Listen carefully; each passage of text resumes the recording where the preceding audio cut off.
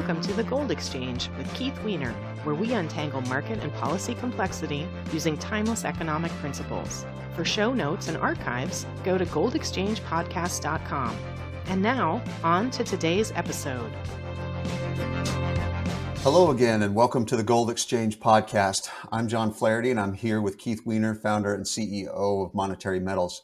Today, we're going to start a two-part series on inflation. A lot can be said on the subject because it touches our lives so directly. In fact, just yesterday, I was listening to a sports talk radio show, and they were discussing the salaries of professional quarterbacks and how those big contracts keep getting bigger.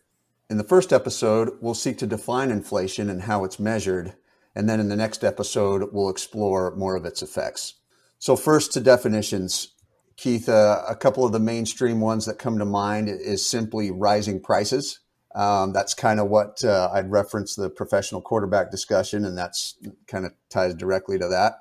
Another more sophisticated definition would be that it's just simply an increasing currency supply relative to a fixed amount of goods, which then leads to rising prices. And so I've seen examples of kind of a sponge where you have this pool of currency and this fixed amount of goods has to sort of swell in response to a bigger pool of currency. And that's the effects that we see.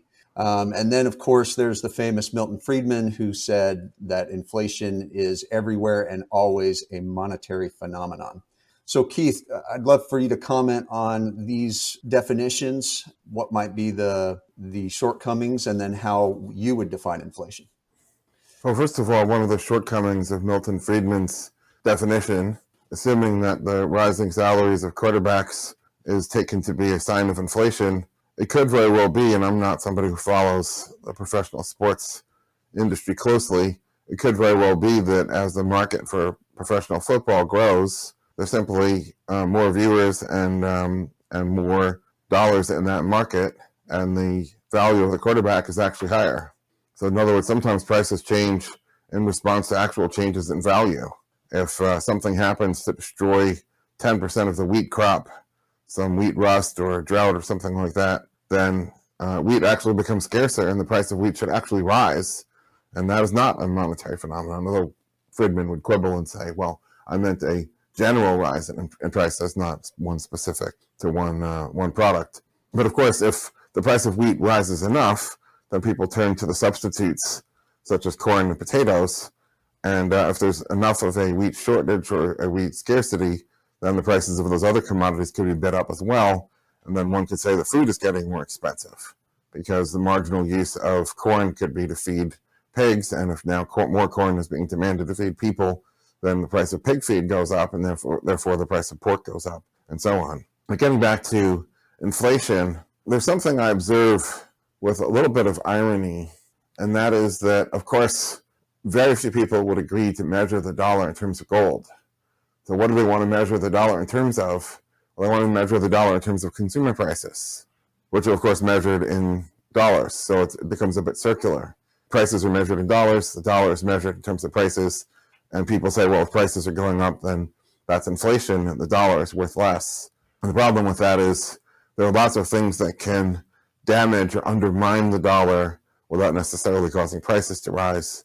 And conversely, if prices are rising, it could be due to non-monetary phenomenon, one of which that I've written a lot about, and that is the rise or the increase of what I call useless ingredients. So the quintessential useless ingredient is when the government forces gas stations to put either ethanol or a chemical called MBTE into the gasoline. It doesn't add any power, it doesn't add any value to the gasoline. In fact, it decreases your gas mileage, and it may increase the damage to your motor, but it adds a lot of cost. And that's a perfect example of something that is a useless ingredient, and useless ingredients are being mandated in every industry. And so there's a general upward pressure on prices due to the adverse effects of the ever-rising onslaught of regulations. So getting out of that, the other thing that monetarists, such as Friedman, tend to look at is the quantity of dollars, which they miscall money. The dollar is a credit. It's not an extinguisher of credit. We talked about that, I believe, in the previous episode. But a rising quantity of dollars, and they try to compare the quantity of dollars, which they call a money supply, to the quantity of goods, which they call a goods supply, But the two are not comparable because the goods that are produced are to be consumed, and money, whether it's dollars or gold, is something that endures. So if I buy wheat from you in a transaction, the money that I give you, you can use it for the next transaction, and the recipient of that money, the same money, can use it for the next transaction, and so forth. But I buy the wheat in order to, let's say, bake it into bread and then sell it to consumers to be consumed. So we're comparing something that is constantly being produced and constantly being consumed or destroyed, and we're comparing that to something that is not a flows but a stocks. And so the idea of comparing the two is tempting. It's convenient because it would make economics so simple. If you could say, well, if you double the money supply, you double the general price level, and therefore, conversely, you can measure the debasement of the dollar in terms of consumer prices. Very tempting, very convenient, but it doesn't really work that way. So again, there's more to the story than simple rising prices, and I think that's the point you're trying to make. And you mentioned a few of these, or you alluded to a few of these metrics. I think the most common one that we see is the CPI, which we all know stands for Central Planning Index. No, Consumer Price Index. I've heard it called the CPI. What is that a good measure of inflation? Well, people who call it CPI are stuck on the idea that if you double the quantity of dollars, you double the price level. So, of course, the official government statistic of the price level hasn't doubled, and this troubles certain folks. So then they say, well, the whole thing's a lie. Really, prices have been skyrocketing as much as the quantity of dollars. But it's not true. It just isn't. If you go to the grocery store, it's not true that prices are skyrocketing in the way that the theory predicts. So instead of questioning the theory, they're questioning the data that non-confirms their theory. So what about the M numbers, M1, M2, M3, that are produced by the Fed and used in all sorts of sophisticated models to inform the central planners' decisions? Are these reliable or meaningless numbers ultimately? So one interesting observation is that there's endless debate as to what the proper measure of the money supply is, right? So conventional monetarists look at M0 and M1, M2, M3, and then the Austrians, look at Austrian money supply, true money supply, MZM. There's all these different definitions. Without getting into the technicalities of it, what's interesting to me is that what's happened is since 1971, they've removed money, gold, from the monetary system. Everything else is credit. The difference between a dollar, a Federal Reserve liability, and a 30-year Treasury liability, a 30-year bond, is duration and interest rate. They're both credit instruments. So the reason why there's so much debate about where to draw the line is they're trying to draw the line on the assumption that they're trying to separate two different kinds of things. They're trying to draw a dividing line between kind A and kind B. But in fact, they're all the same kind of thing, which is credit. And they're trying to draw the line, therefore, deciding by a matter of degree which things go on the left side of the line and which things go on the right side of the line. And so ultimately, it's an exercise that doesn't produce a lot of meaningful value. So Keith, what about velocity? I know we've touched on this in a prior episode, but I think it's important in light of this discussion. How does velocity impact inflation? Well, as I think I said in that episode, it's like you're in organic chemistry lab and you're trying to synthesize aspirin and you're supposed to get a certain amount and you don't. And so you invoke the fudge factor. The equations for quantity theory of money say if you double the money supply, you're supposed to get a doubling. You don't. And so then you have to plug in a velocity and say, well, velocity was halved. That's why prices didn't change, you see. But I don't think velocity is really a real notion. I think it's fabricated because it's fit to purpose. It makes something that isn't working appear to work. And so you have an equation and it becomes a tautology. And I think it's an attempt to shore up or bolster a failed theory, which is the quantity theory of money. Gotcha. You have a chart that you often flash in your lectures. We'll definitely link to that in the show notes. But could you walk us through the details of that chart and why it's relevant to this discussion? Every industry is constantly working to improve its efficiency. So, for example, I wrote an article for Forbes on how much wages have really been falling over the decades. And I got some great data from the Wisconsin Dairy Association on dairy production.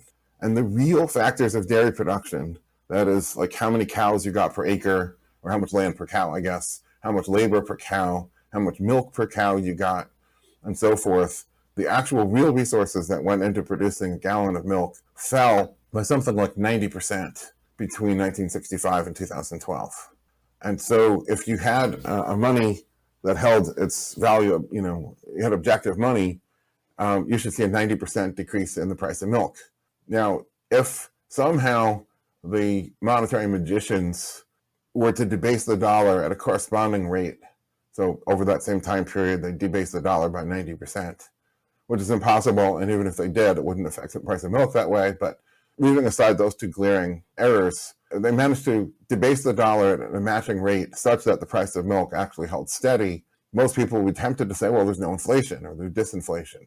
But actually, the price of milk should have fallen 90%, approximately. And it didn't because of monetary manipulation.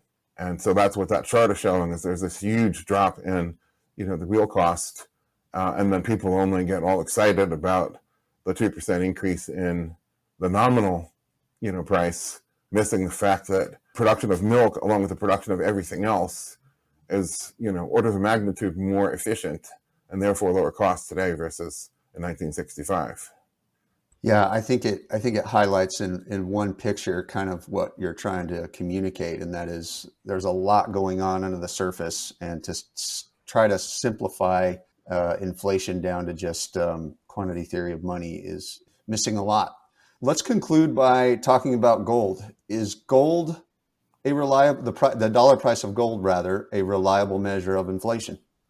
If you mean in terms of the dollar should lose value as they debase and debauch it, not necessarily. And the thing that holds up the value of the dollar is the struggles of the debtors. Every producer is in a debt up to their eyeballs. They have to work harder and harder and harder. They're on a treadmill that's cranking faster to produce more and more stuff to dump on the market price, dump on the bid price in the market in order to frantically raise enough dollars to service their debt. And so you don't necessarily see the monetary dishonesty. And so I don't see it as a quantity problem. I see it as an ethical or moral problem.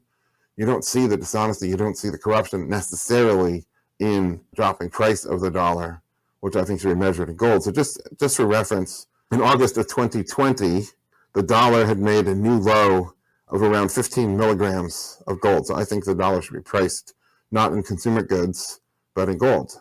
It made a new low of 15 milligrams. And today, as of Friday, February 26th, we're recording this just slightly after that, the dollar is about 18 milligrams of gold.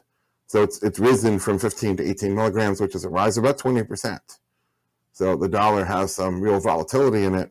And I suggest that gold should be used as the closest thing to a immovable object. It's like measuring altitude. If you climb 1,000 meters, you say, well, I got 1,000 meters higher.